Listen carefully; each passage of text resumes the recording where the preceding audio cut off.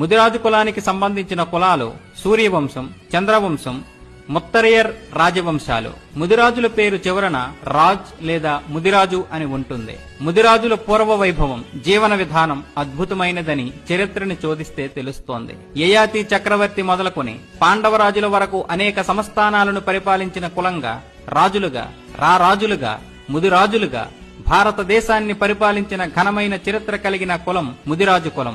అంతటి మహోన్నతమైన చరిత్ర కలిగిన కులం నేటి సమాజంలో సామాజిక, ఆర్థిక, రాజకీయ అభివృద్ధి లేని కులంగా, విద్యాభివృద్ధి లేని కులంగా నిర్జీవమై జీవిస్తున్నది.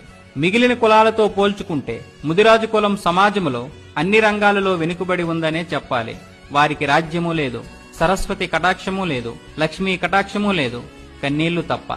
దీని ప్రకారం ముదిరాజు ఓటర్ల శాతం 11.59%. తెలంగాణ రాష్ట్రంలో అధిక జనాభా కలిగిన కులం ముదిరాజు కులం. రాష్ట్ర జనాభాలో 12% కలిగిన కులం ఇది. 119 అసెంబ్లీ నియోజకవర్గాలలో 22 నియోజకవర్గాలలో గెలిచే సత్తా ఉన్న కులం ఇది. 26 నియోజకవర్గాలలో ఇంకో సామాజిక వర్గంతో కలిస్తే గెలిచే కులం ఇది. 42 నియోజకవర్గాలలో గెలుపు ఓటంలో నిర్ణయించగలిగే సత్తా దీనికి ఉంది. మానవ జాతిని మొదట పరిపాలించిన మొదటి రాజులు ముదిరాజులు.